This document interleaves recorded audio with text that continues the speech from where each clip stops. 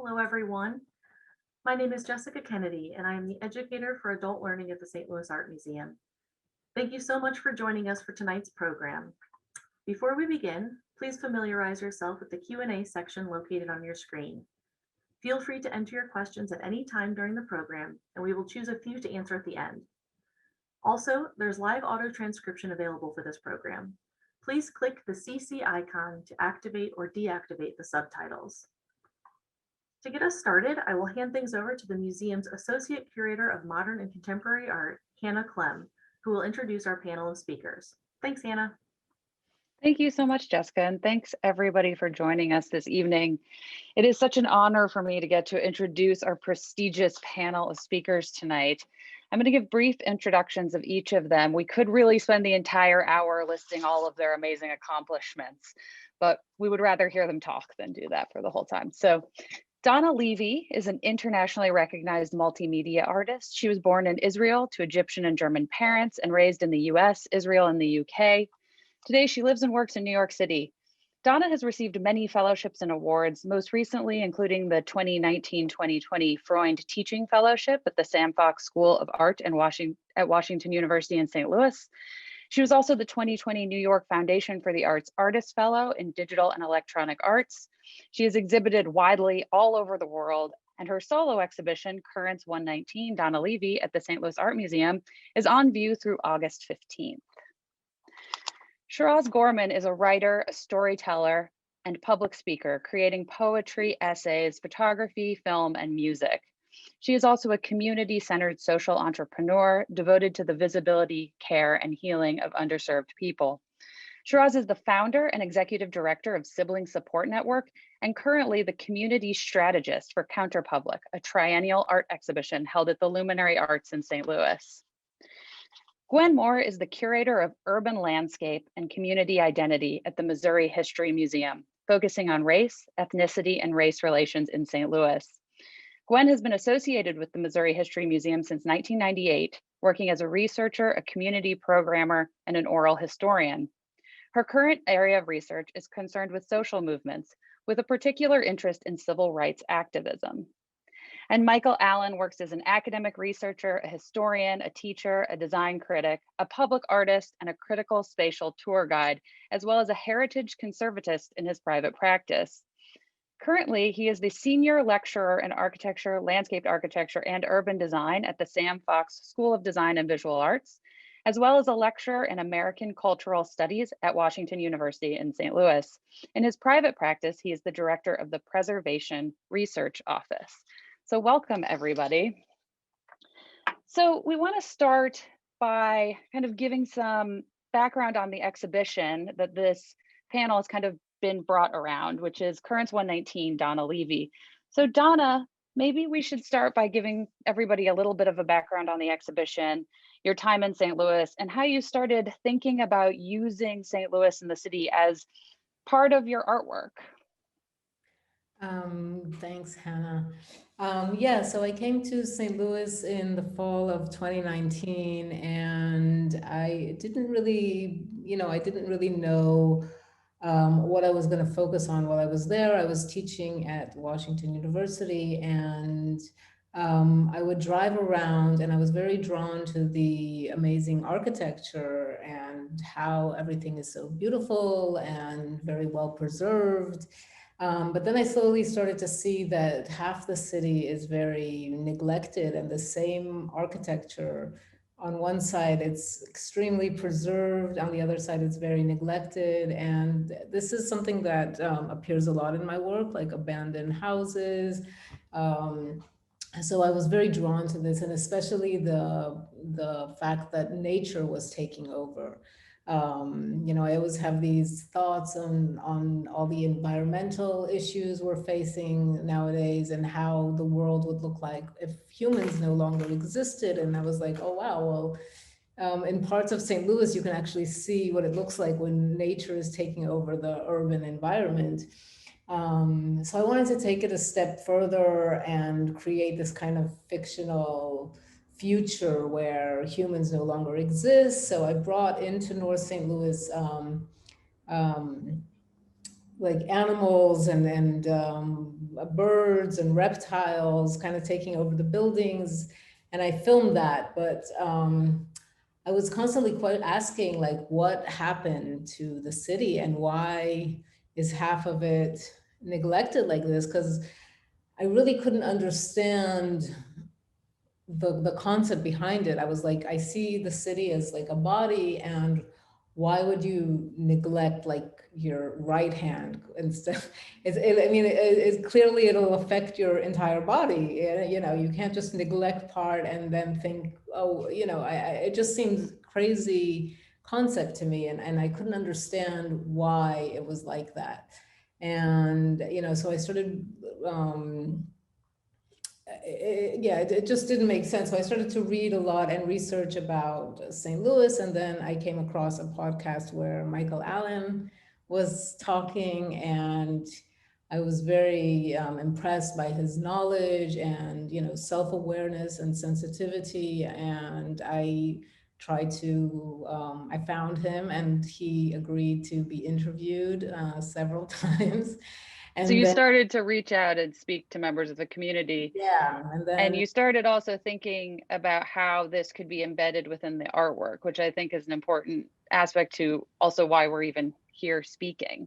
exactly. I knew I couldn't just look at the visuals and focus on that. On one hand, I was interested in, you know, using it as like this canvas. On the other hand, I was very interested to know and to find out what happened here, because the way I saw it, it wasn't only St. Louis, it was happening in cities all around the United States, where there's this divide, which really is it's kind of insane because it affects everyone. It affects people on every side of the city. You know, it's everybody's a victim, and then you realize there's these higher decisions that are being made um, that are causing this. And yeah, so the more I researched, the more I realized how this was a very systematic thing, and um, you know, and I don't think a lot of people are even aware of that. I mean, I surely wasn't. And yeah. So maybe we have a short clip of one of the two channels of the video. Maybe we should show that clip, and then maybe you can talk a little bit about how the second channel kind of accompanies that, which will lead us into um, the rest of the conversation.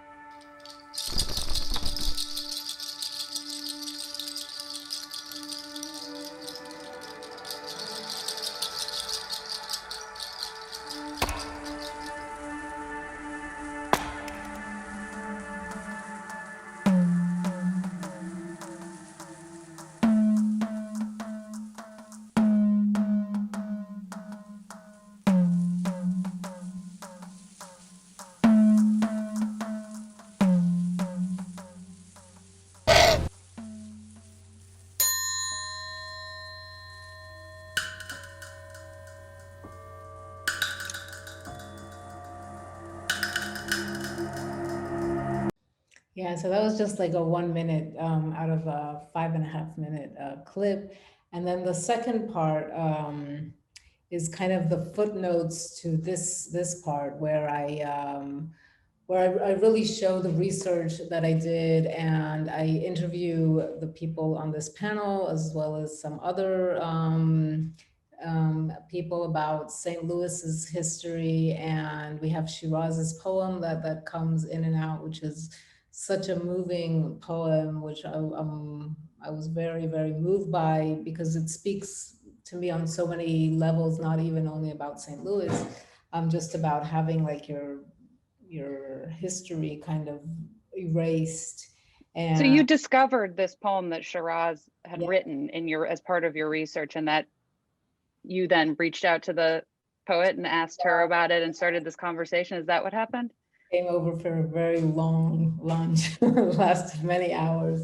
And, you know, she enlightened me, as the same did Gwen, about, you know, what is going. I was just very, you know, they just gave me so much insight, and they both speak so eloquently and very to the point. And, you know, they gave me all this information about what was really going on. And so I researched more and more. The other channel is built also graphically, with a lot of information about St. Louis, and even it looks back at the history before St. Louis even existed, about Cahokia, Mississippian city that existed,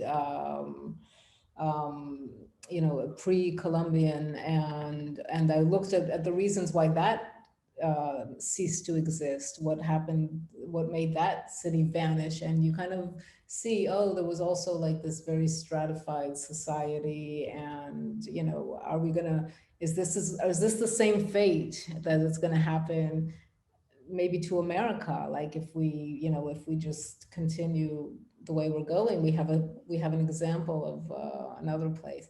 So yeah, I interviewed the people, and this was really the best part of my experience in St. Louis, meeting like extremely talented people. I mean, I told Shiraz, like, quit your day job because she's so talented, and just everybody was like very, very impressive. And I was so grateful that I got to meet and speak to these people, and they could give me insights and bring that into the work. Second channel, which is kind of the subconscious of the first channel, which is purely visual. The second channel is a lot information, and yeah. Yeah, so for all of you who are in the St. Louis region, the multi-channel video installation is up as part of the exhibition until August 15th. So there's still time to see the entire work in situ, but we actually have a very special video to show everyone who's joining us tonight, which is we actually created a film of Shiraz reciting her poem in front of the video Mississippians. So I think that it's a good time for us to share that with everybody.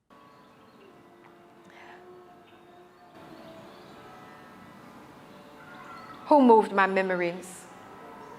Put them in flames, hosed them down, separated what held them together, sold them away to someone willing to pay a premium, buried them underneath my feet, stuffed them somewhere I can't see, made them look like something I don't know. Who knows why folks want to erase things? I see whole neighborhoods blighted by some sort of entity. Had it ever thought to stop and think about how we might feel? Or does it even know we exist? Maybe it knows and wants to act like we don't. Wrapped us up in some derogatory, subhuman ghetto myth. Maybe it's fine with our ghost. Lost around this place we once remember, just trying to find home, not attempting to haunt anything.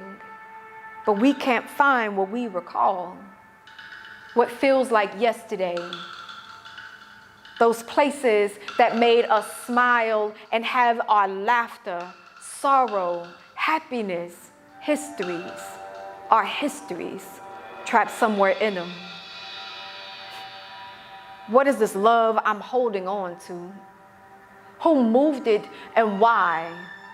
Perhaps those government notes that instruct us on who to trust takes precedence over a culture, a history, a people, an ethic, over love and its preservation. Now, should I be mad? Because change is the natural order of things, and it was never promised to be palatable, easy to swallow like the first kiss I remember but can't feel no more, but it was real. Yes, it was real. Home is real. What is missing once was and still is real. Who knows why folks want to act like we are not? Who am I now without these places I remember? But with my memories in my head, and even that gets foggy at times because there's nothing to show for what I know, and I know what I know, but who else besides me knows that it was real to me?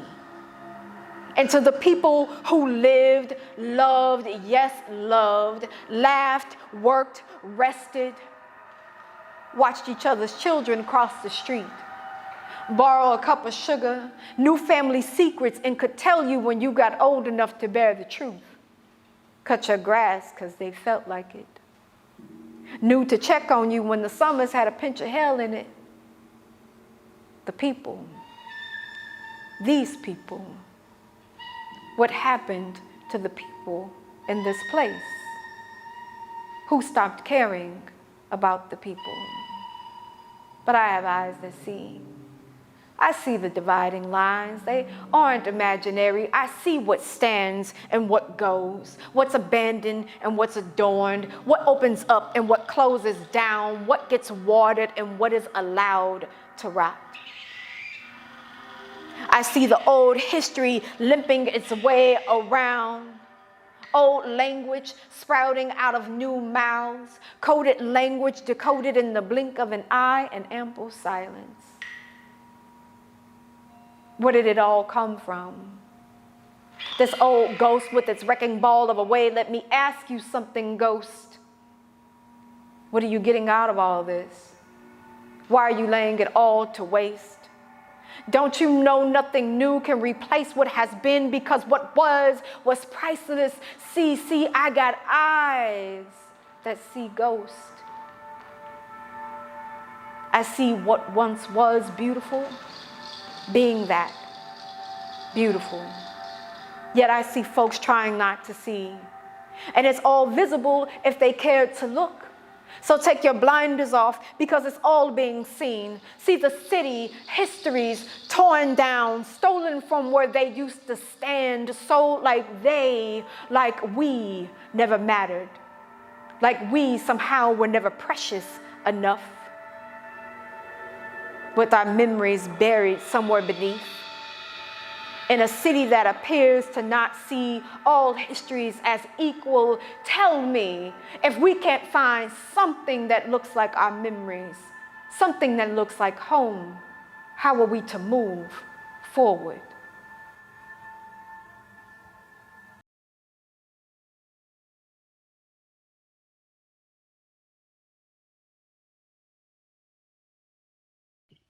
Well, thank you for that amazing and moving performance, Shiraz. So I really want to turn to Shiraz and Gwen and Michael. All of you are just deeply embedded, both personally and professionally, in the city of St. Louis, the architecture, the structural frameworks. Could we have you speak a little bit about that, about the personal and the professional and how they're intertwined, your histories with the city? Maybe Shiraz, if you could start, and then Gwen and Michael, feel free to respond and we can make it through everybody. Cool. And thank you all for having me this evening. Um, for me, it really hit me in 2010. I had been moving away from home since 2002. And when I would come back, occasionally I would see that the landscape of the city was changing, and most notably, the neighborhood that I'm from in North St. Louis, the College Hill, what is now considered Old North, all of that. I was seeing like these buildings going away. And there was an article that I came across in the New York Times that talked about brick thieves. And it was an alderman in the city of St. Louis who finally brought enough attention to what was happening in the city. And I just got struck that it was like somehow 32 houses a week were being stolen, right? And I'm like, how the hell you steal a house, right?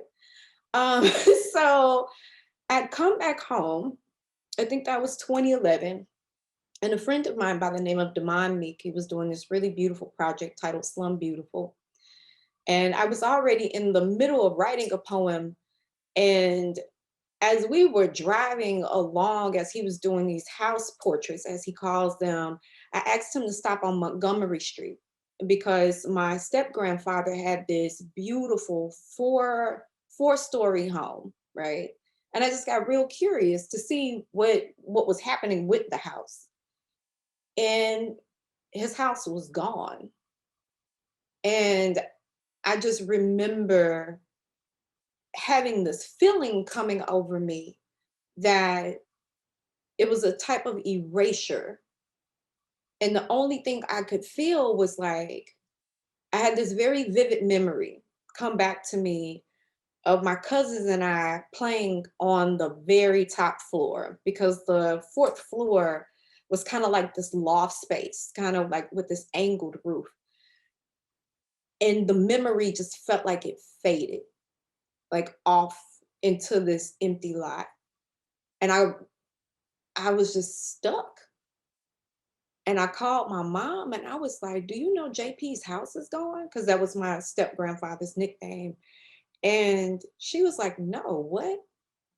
And I was like, yeah, almost the whole block of Montgomery is gone. Like his own daughter didn't know that the house had quote unquote been stolen.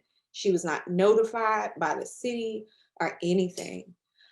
So the poem basically started to write itself from from my shock. And you know, I went back into my professional life as a copywriter and advertising, and it never really left me like that sense that a part of me had been erased due to the negligence of the city.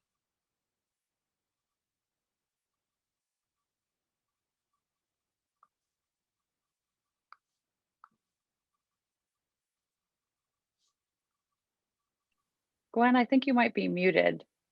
I'm unmuting. I'm sorry. Okay. Sorry, I didn't want to interrupt you. I'm sorry, I got really caught up in what Shiraz was saying. It really resonated. Yeah, I'm St. Louis born and bred, the daughter of Mississippi migrants. Both my parents were born and raised in Jim Crow, Mississippi, where there's a particularly, at that time, a particularly virulent form of racism. They migrated to St. Louis, not together, they met here in St. Louis, but they landed in another segregated city. And I grew up listening to stories about my mother talking about what it was like growing up in Mississippi, what it was like living under segregation and the way Black people were treated. And she also talked about what it was like living in Jim Crow St. Louis as well. My mother, I like to describe her as a race woman. She did not accommodate to racism. She told us, we knew very from the beginning that this was unacceptable. Feeling rather powerless to do anything about it. But I always wanted to know why. I wanted to know why Black people were treated the way they were treated in this city. My parents were hardworking. They bought a house in Mill Creek, where I spent part of my early childhood. And that was another part of my trauma and wanting to understand, because that was the largest African-American community in the city of St. Louis before it was destroyed in 1959.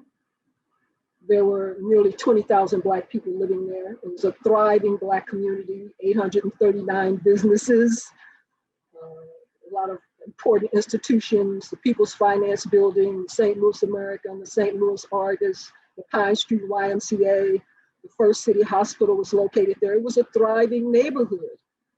But unfortunately, it was on very valuable land that was coveted by the city of St. Louis and other private entities. And Black people had to go. And that's something that's always haunted me. I wanted to understand racism and segregation because segregation never made sense to me. I wanted to understand why my neighborhood was destroyed because as a child, it was traumatizing. Maybe the adults understood, but I didn't understand why all of a sudden I was torn away from my friends, from my neighbors, from my warm community. And was put in this strange environment, a rather hostile environment, as a matter of fact. I currently live in North St. Louis now, which is experiencing some of the problems that Shiraz talked about, and what Donna talked about. It's neglected. I walk through my community and I see parts of my community are really pristine. You might think you're walking on a suburban street, but you can go a block over and there are houses that are falling down, that are vacant. My neighborhood is being depopulated. So I see what happened in Mill Creek. It's different because Mill Creek was not depopulated. The city fathers, and I always say fathers because they were fathers at the time, they made the decision to depopulate that community. And they did it with pen and paper. I always compare it to Tulsa, where people say, well, you know, Tulsa was destroyed. They dropped bombs, white bombs came in. And I always say, well, they did the same thing with Mill Creek, only they didn't do it with bombs. They didn't do it with white mobs. They did it with a pen and paper, but they destroyed it just the same, and probably with more decimation than happened in Tulsa because Tulsa was rebuilt. Mill Creek was not rebuilt. So that's been part of my life's work. When you talk about the personal and the professional, my personal life has really dictated my life's work in my profession because I want to understand these problems, what happened to me and my family and my neighbors and my whole community and what's happening now. And the challenge is how do you interrupt that? How do you stop it? How do you change it? And my way of trying to change it is at least publicizing it and talking about it and hopefully educating the public about it. So that's how my personal and my professional interact. And I see them as one and the same.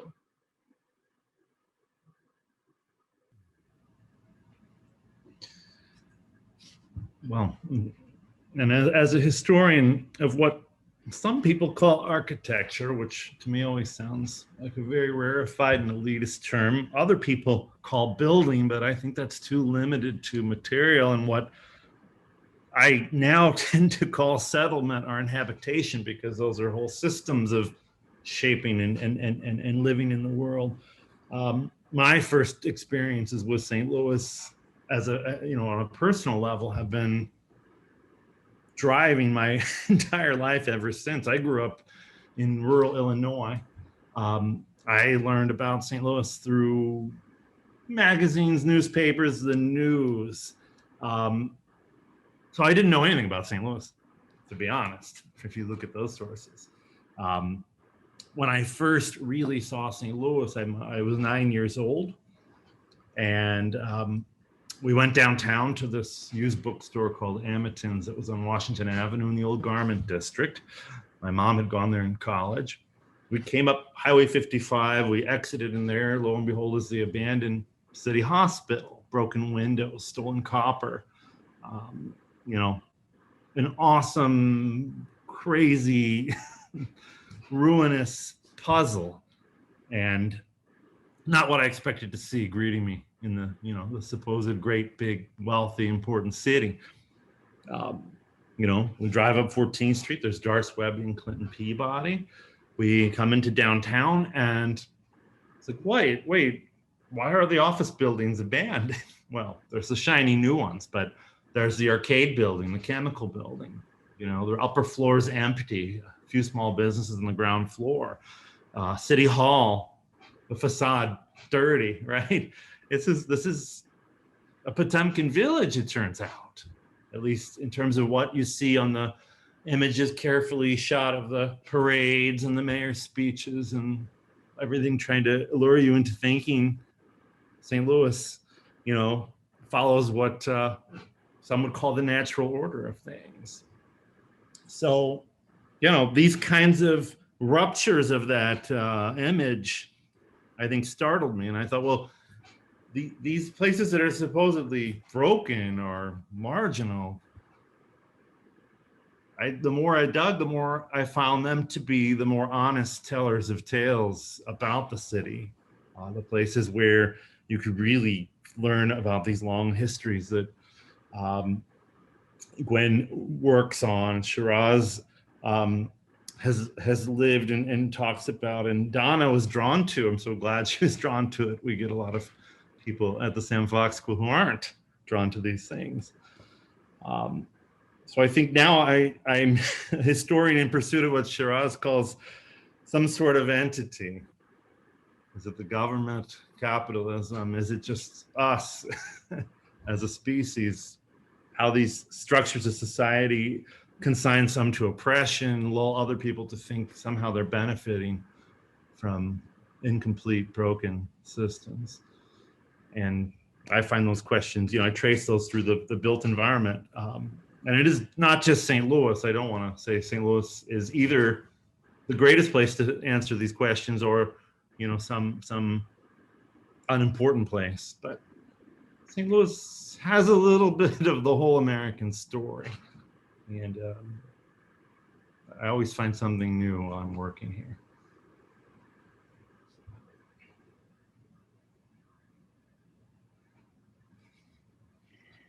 It's so wonderful to hear all of the ways in which your personal lives and your professional lives have intersected through also the lens of the built environment and the structural and systemic issues of the city.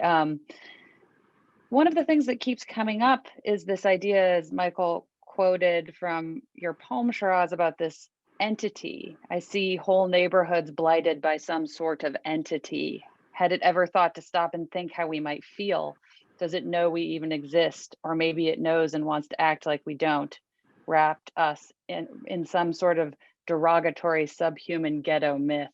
I think that one of the themes you're all bringing up too, and it's interesting with historians and poets and artists to talk about, is what are these lenses? What are these entities? And I don't know who to start. Maybe one of you just wants to jump in, but it's interesting to see how we're being told one story. What is there a reality? Is there a way, how do we kind of break through some of these myths and narratives to think about the different lenses that are being shown, the city shown through, I guess is the best way to put it.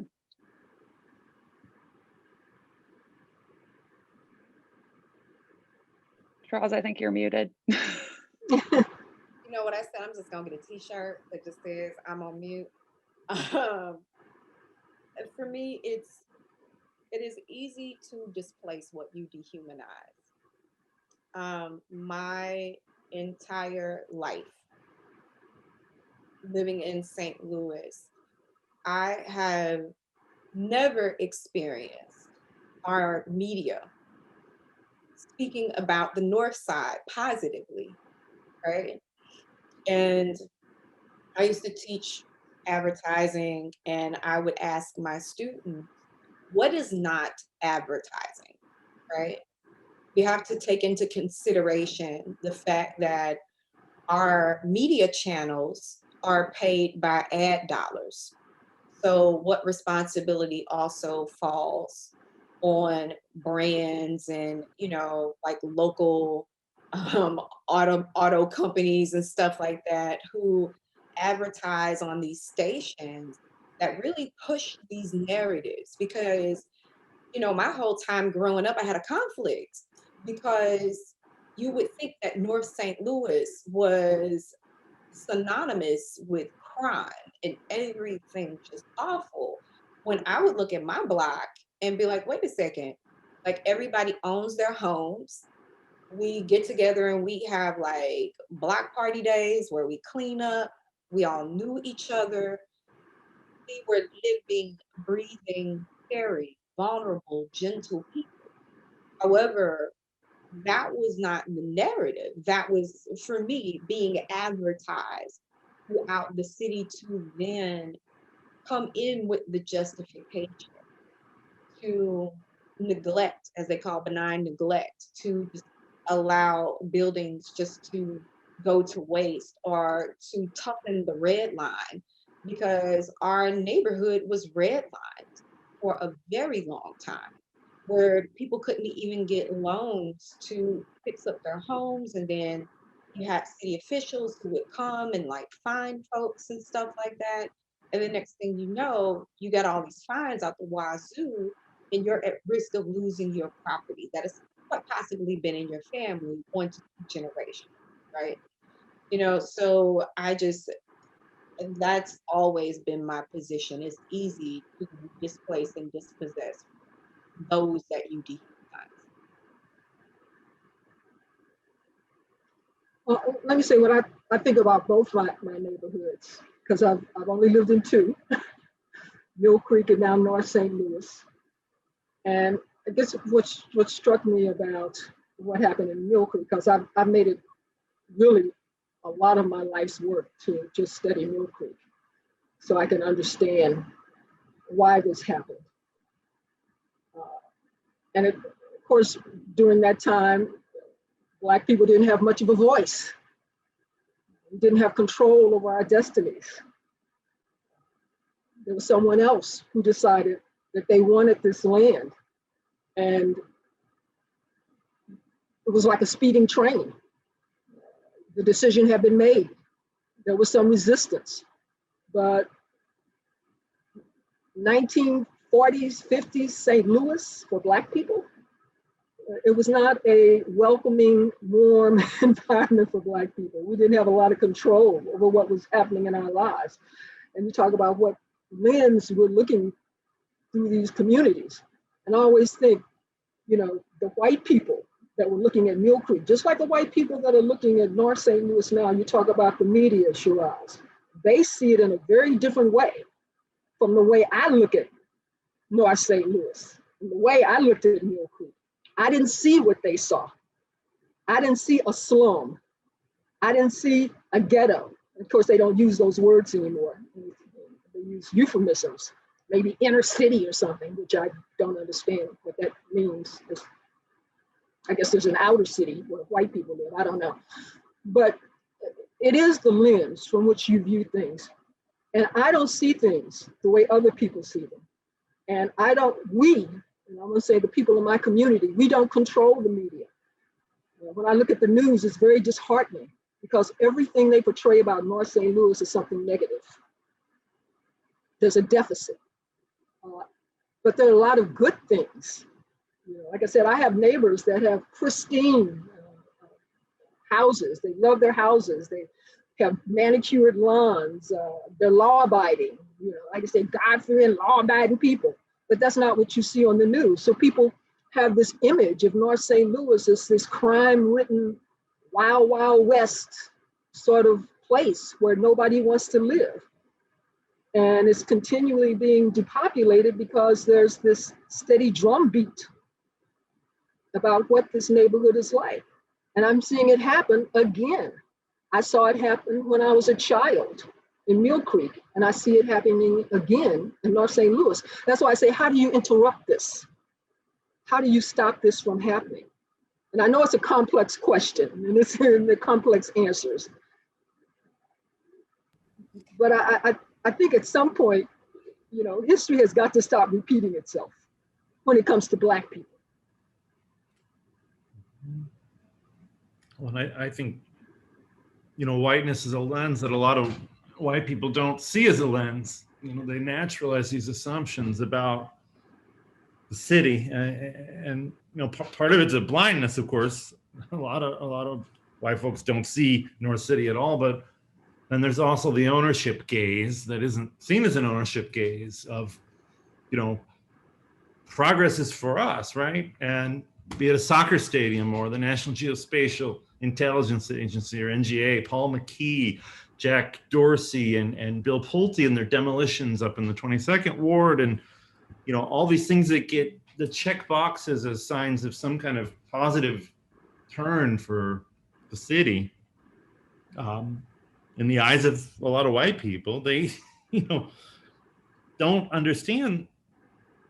Maybe these things are not built on the actual needs of communities. That this assumption that the flow of capital is the only thing places need is coming from a perspective that benefits from that flow. The assumption that someone like Paul McKee has anything useful to offer to an area like North St. Louis is coming from an assumption where you think man, I know I'm the smartest person in this room. I know so much, you know. And why do you think that? Well, I guess if you're a white elite in St. Louis, the whole system tells you you're the only answer to all these problems.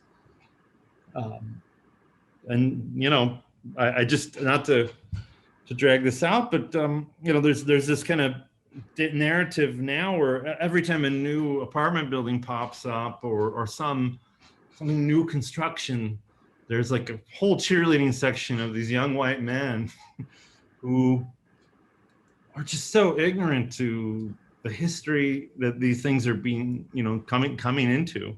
I mean, they have no sense of history, really. Their timeline really could start with, you know, the America that they think belongs to them, but often it just starts with them. When do I enter this picture? When did I move to the city? When did I first see this neighborhood? And there's a sort of possession that comes with that, even if it's just a cultural possession that can be quite violent. But again, this is all just seen as normal, natural, neutral. And if you challenge it, you know, there's an online development cheerleading board where a lot of people who've raised any questions of race have been just kicked out of this Facebook group just for saying, hey, maybe we should be talking about race. It's like, race isn't allowed here. We're going to talk about politics here. And then you're evicted from the group. And to me, that's like, that is so St. Louis. It's so American too, but it's like, I grew up with these guys. You know, sometimes I think they'll never change.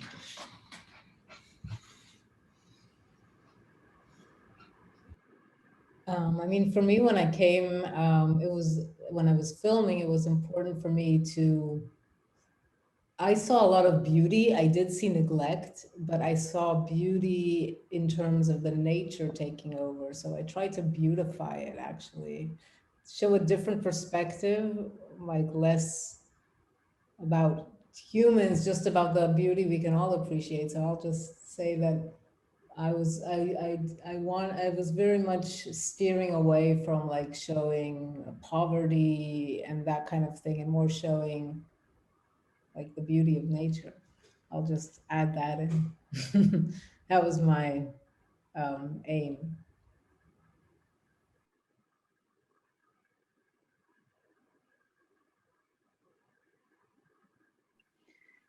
So Because maybe Bill, oh, go ahead. yeah, I mean, and also in the video, we talk about this, like because there's so many empty lots and stuff, then maybe, you know, and there is a lot of environmental benefits to this. You know, I think that's interesting, an interesting direction. For thinking about North St. Louis, it's like the benefits of nature that is taking over, and how could we steer that in a way that could add beauty and you know, add maybe food and places to grow food in the neighborhood, and because it's like a food desert. So that kind of, you know, maybe we need to think out of the box, not try to be like other places, but take advantage of the direction that it's already going in.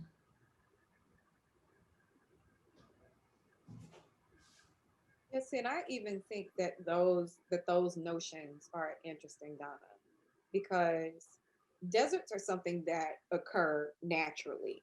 What has happened in St. Louis and a lot of Rust Belt cities, and cities that are experiencing like a lot of displacement, specifically in Black and Latinx communities, that is a man-made thing, right? So the whole notion of also saying that there's opportunity in these spaces that have now been torn down, for me, it's like you can't move forward until you address the trauma, until and not only address it, but you actually have to acknowledge it, address it, and atone for it. And there needs to then be policy and measures put into place to say that we cannot do this. You know, as Gwen stated earlier, it's like we have to start identifying how these things happen and who needs to be held accountable. And then how do you stop this from taking place, because trust me, I'm forever an optimist. However, it does come to a point where it's like when we are situated in a city that is central to Indian removal, like historically, like Indian removal, displacement of Black, Latinx, and people of Asian descent, how is it that it always happens to our communities? I mean, to the point within my lifetime, the only mayor that actually gave attention to North St. Louis was Bosley Jr., you know? So these are things, the long historical tale, we have an exorcism, you know, that needs to take place in this city. Yeah, I think, you know, I think it's interesting what you said about trauma, because I didn't realize until I was an adult of the trauma that I experienced of being uprooted and displaced.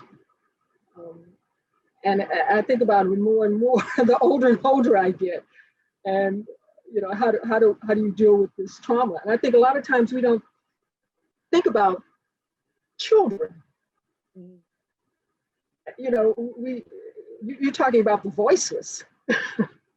Be a Black child, you're really voiceless. Nobody listens to you.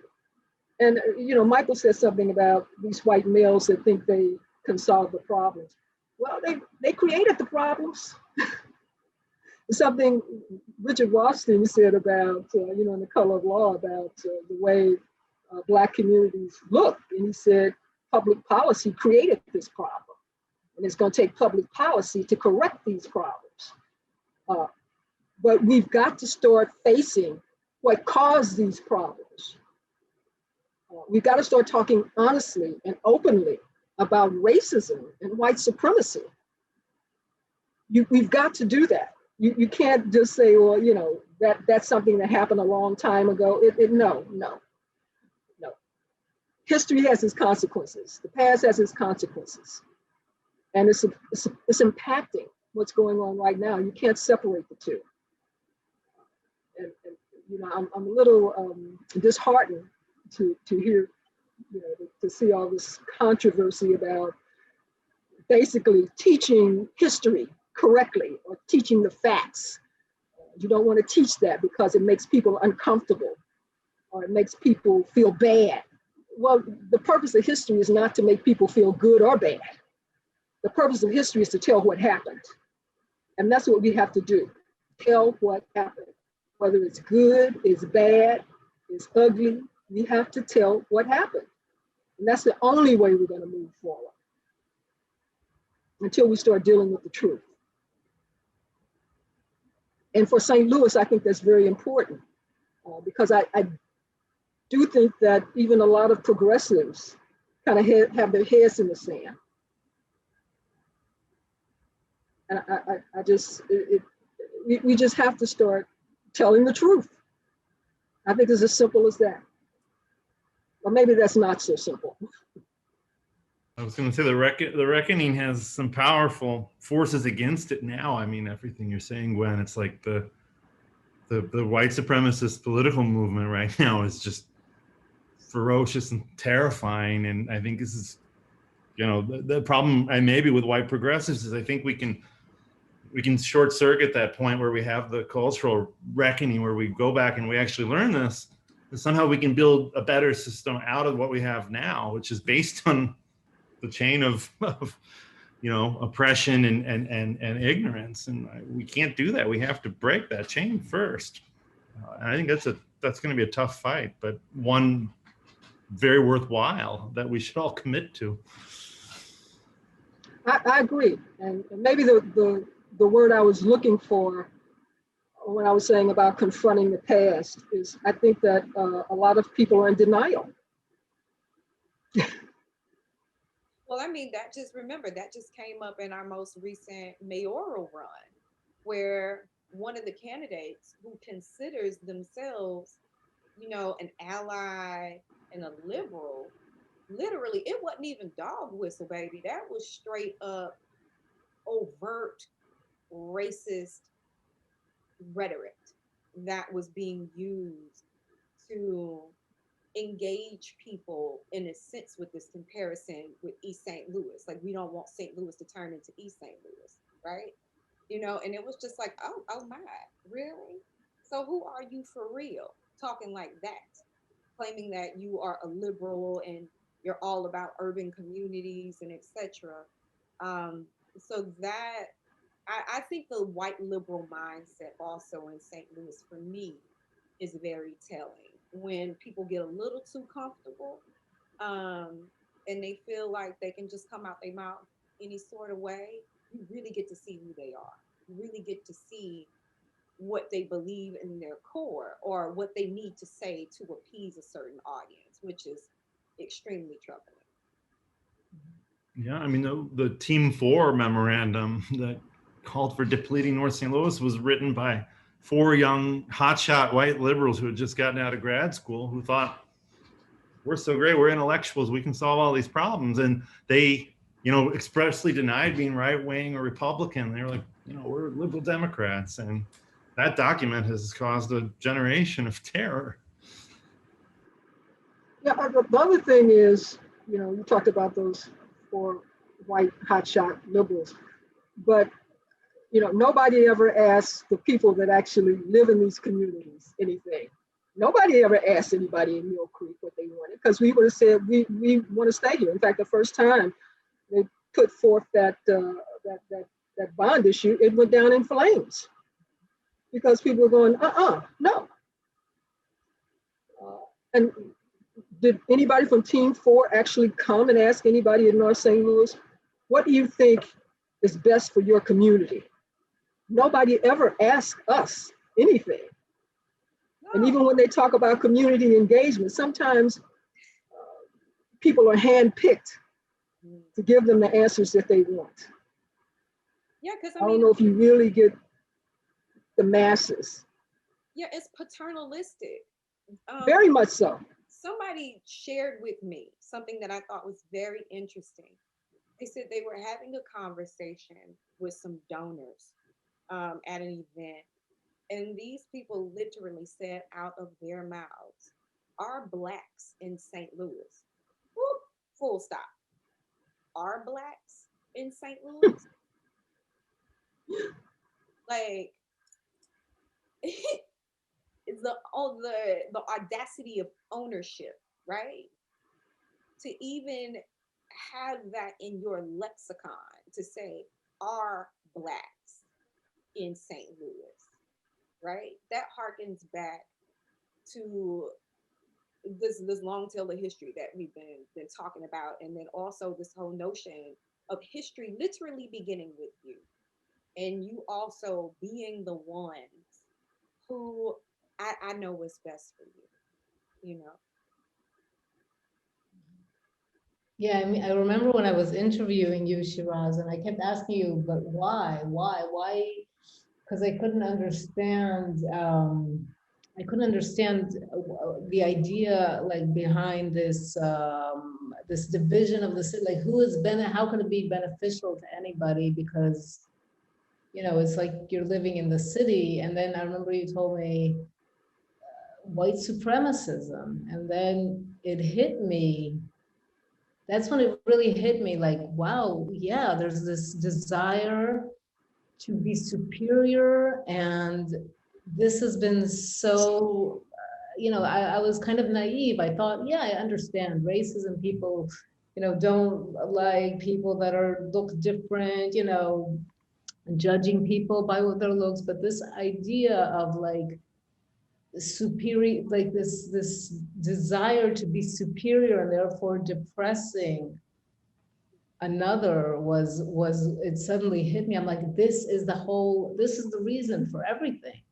It's not even just this, it's not racism, it's a desire to be superior and to put the other down and to keep it that way in a very, it's very systematic, and it's much higher orders that are making these decisions.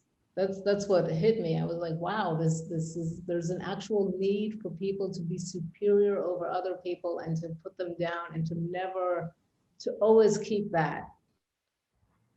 and that is what blew my mind. I mean, and maybe I'm naive, but it was just like, yeah, that's why it's like this, and that's why. And people can run around and say whatever they want, but this is the real thing behind it.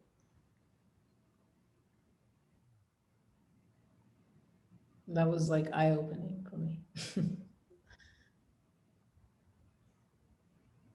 It's hard to want to stop something right now, but we're nearing the hour, and I think we have about 6 questions in the chat. So are you all up for answering a few questions from our group? Sure. Yeah. Jessica, do you want to jump on and maybe moderate some questions for our panel? Sure. We actually have quite a few comments, and we have a couple of questions, but so one of the questions is the political division into city and county of St. Louis a part of this historical regional narrative? So I don't know if maybe Gwen or Michael might want to talk about that a little bit.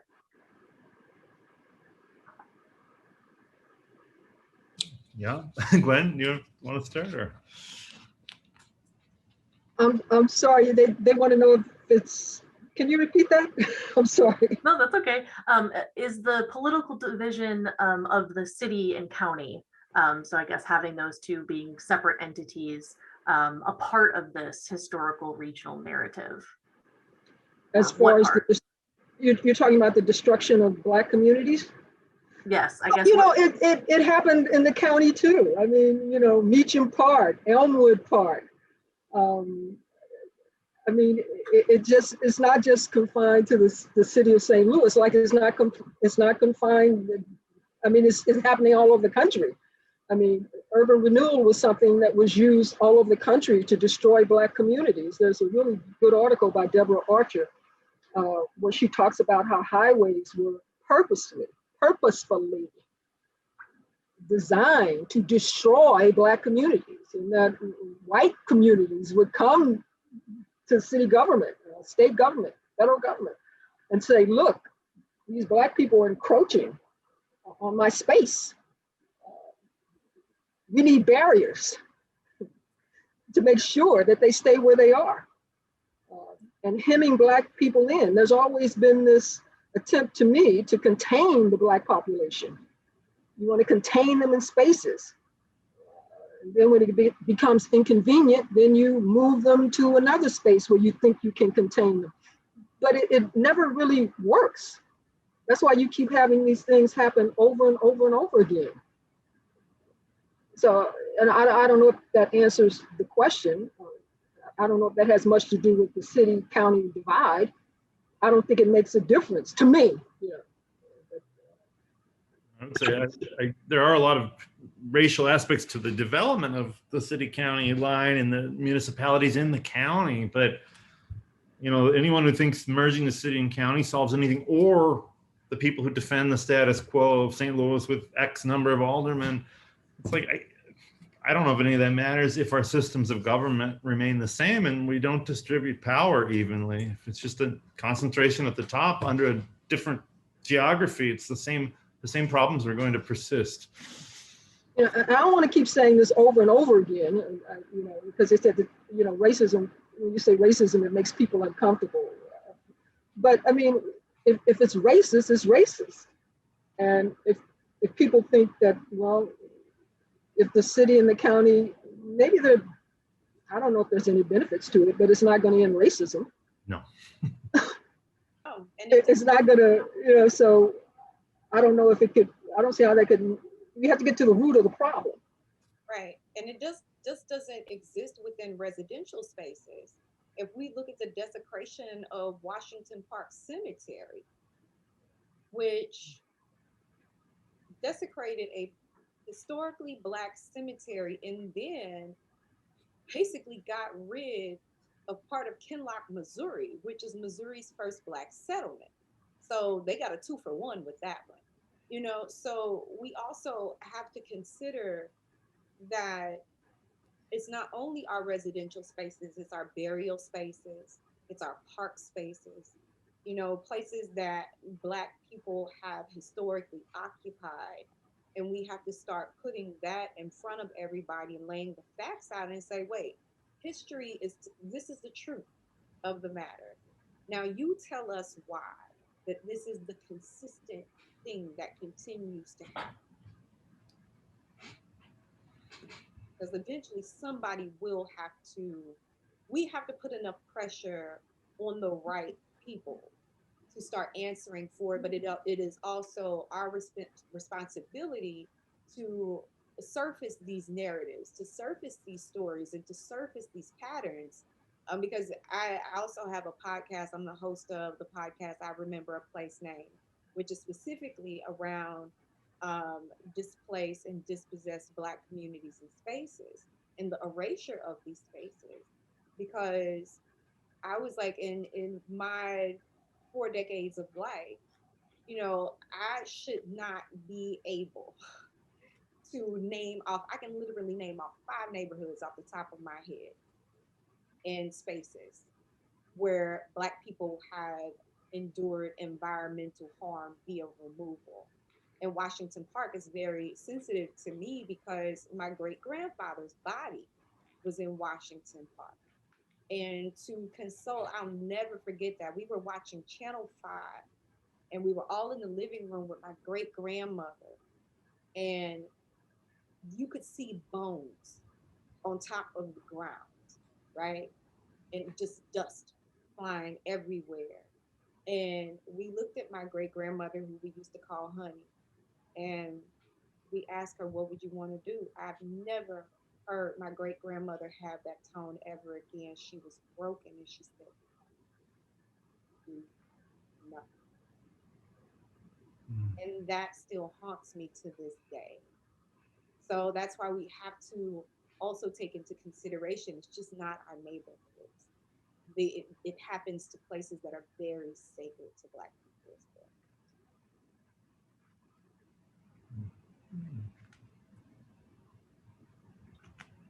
So we actually don't have any other questions. There are quite a few comments. I can read one comment first, and then Hannah, if you want to maybe end it with one of our last thoughts.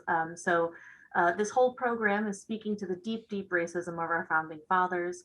Donna, your work is astonishing, and Shiraz, thank you for giving voice to this displacement and disappearance of an entire culture. The stories have to be told. That is what art does. St. Louis has never been able to understand and honor its gifts and talent. What could we be if all of our citizens were fully enfranchised? This work is so powerful. So just thank you for that. And then also thank you for all the truth telling. Indeed, the sum of us is better together. Great discussion. So.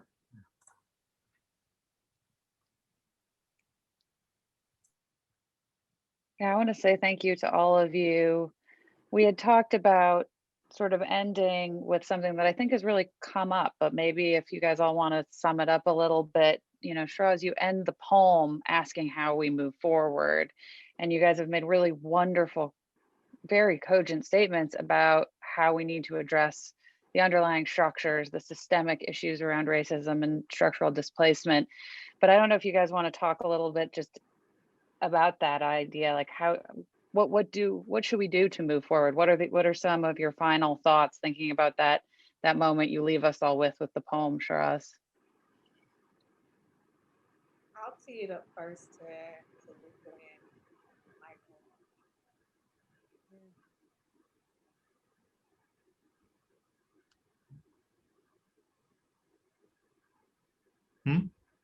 I said, I'll tee it up to you all first. Oh. Yeah. Michael, do you want to start? Since I feel like Gwen and Shiraz have been talking about this a little. Do you have a kind of response to some of that? I mean, it's clearly an easy question. I know. It's not an easy question, but but I'm going to give an easy answer anyway. I always like, I'm going to misquote Drew Gilpin Faust, who's the first female president of Harvard, who's also a historian. And, she said, we have to tell the truth about history. We have to tell the truth and be honest about our past. And we will not move forward until we do that. And I've really mangled her quote, but that was the very essence of it. I really do think that knowledge is power. That's why this movement to limit what students are taught in school is so dangerous. Because if we don't have the truth about our past, we cannot move forward. So I think that's an important first step. Mm.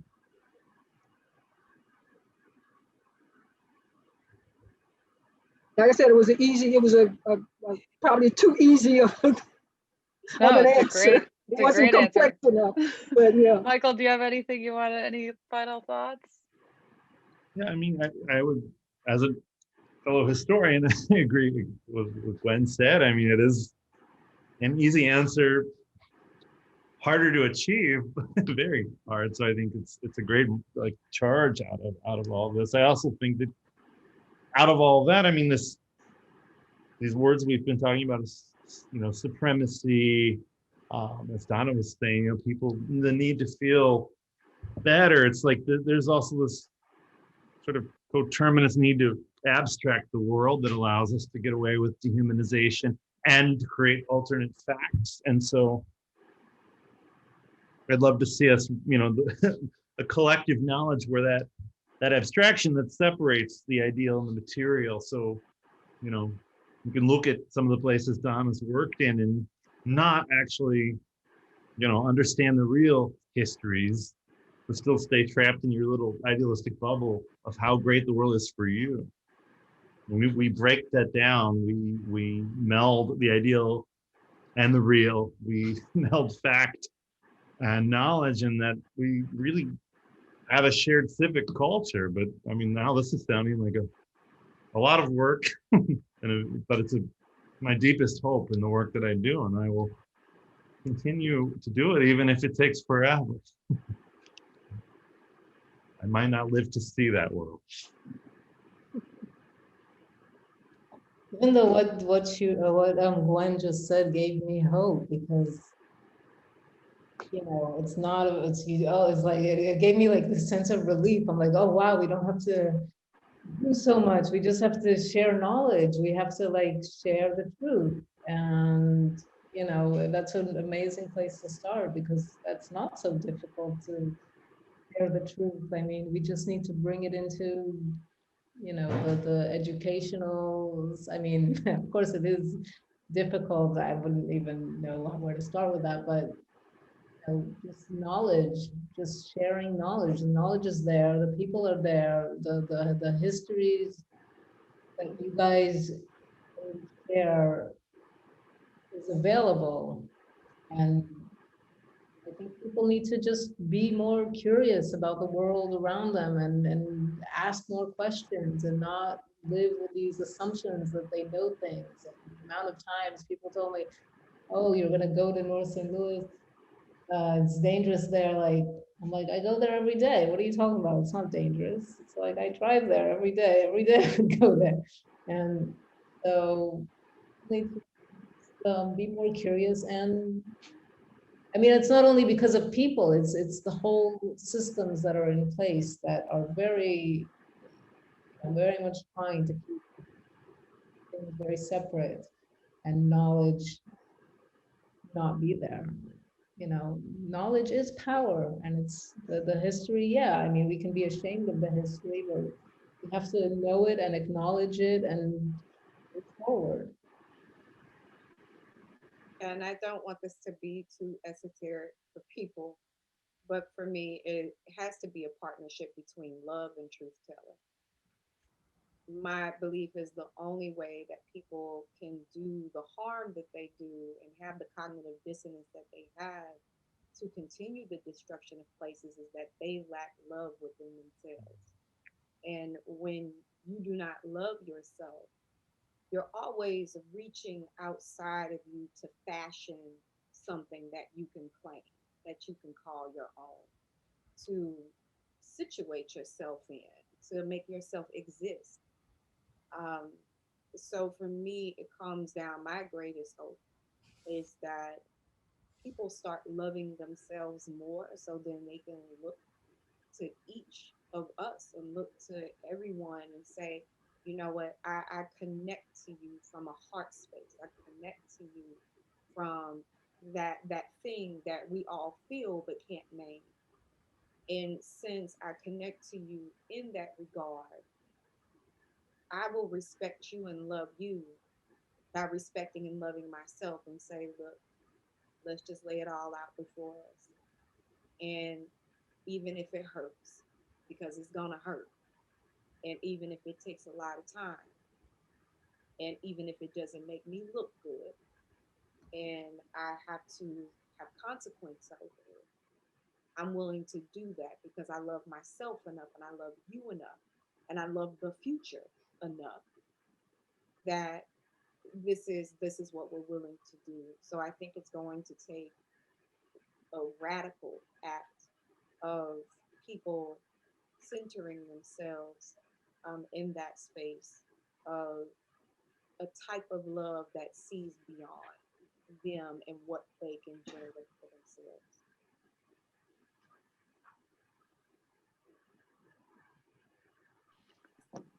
Well, thank you all, and for just your beautiful words and your honesty and your work in the city and everything that you all do.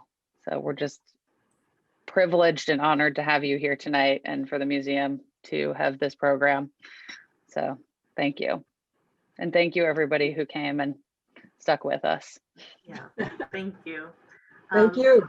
Yeah, thanks to everyone, and just letting our viewers know that we have lots of other programs coming up in the future. So if you're interested in any of those, you can go to slam.org/events, and you can find them there. So but I hope everyone has a lovely evening. Thanks, everybody. Good night. Good night. Thanks, Elle.